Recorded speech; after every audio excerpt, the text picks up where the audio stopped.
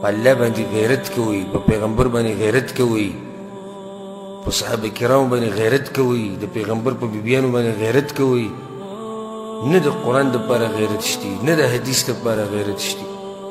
ته به د قرآن او حدیث باندې کې دی او تا پورې خاندي، دی به مذاق کوي، غیرت نشتی.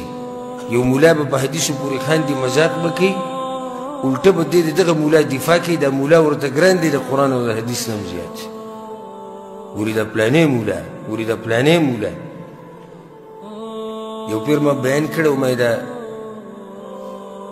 پیغمبر صلی الله علیه وسلم دا خبره کړې ده چې ګیره تورول دا ناروا دي. پیغمبر صلی الله علیه وسلم کړې ده، ما نه ده کړې.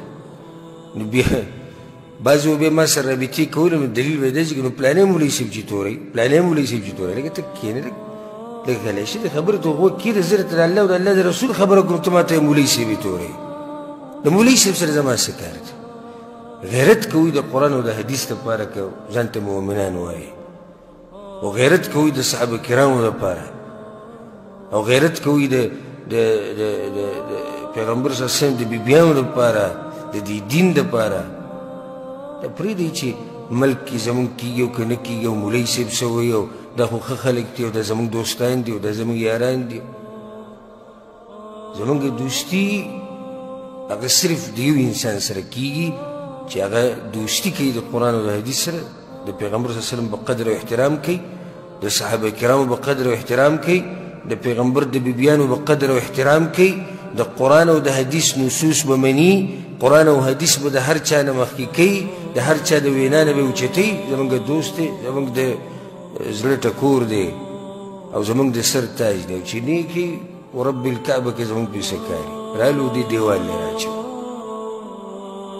دغه چې یو لویه ورځ را روانه ده، په هغه ورځ زما له دا تپوس نه کېږي چې تا د خپل قوم لاره مضبوطه نیولې وه که نه، ته د پښتنو په رواج روان وي او که نه، ته د مولوي صاحب په لار روان وي او که نه، تا د فلاني کتاب لاره مضبوطه رانیولې وه که نه، تا د امیر صاحب خبرې منلې وي او که نه. دا تپوسونه مانه نه کېږي، مانه به دقه یو تپوس کېږي چې تا الله او د الله د رسول صلی الله علیه وسلم د خبرو څه جواب کړی و، منلې دې وي که دې نه وي منلې، عمل دې پرې کړی و که نه و کړی، مانه به دا تپوس کېږي. او دا قبیلې او دا خاندانونه او دا ملکونه خلک به د قیامت په ورځ بیا وایي چې دا قربانومه، خو چې الله مې د اور نه بچ کړي، خو رب العالمین وایي دا سورة المعارج کې دا خبره کړې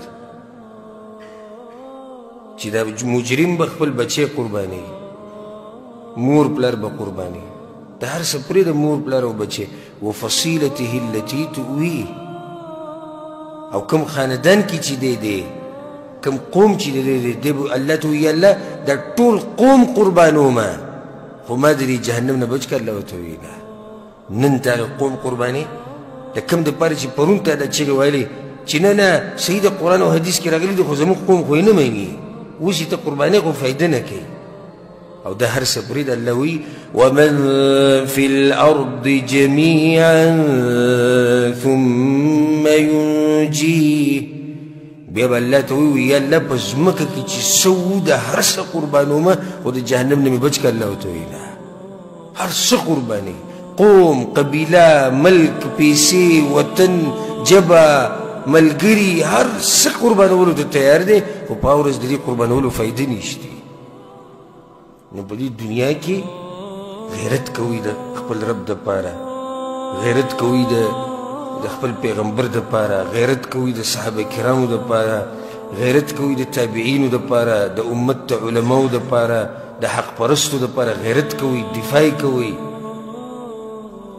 نو الله به ستاسو هم دنیا او آخرت ښایسته کړي.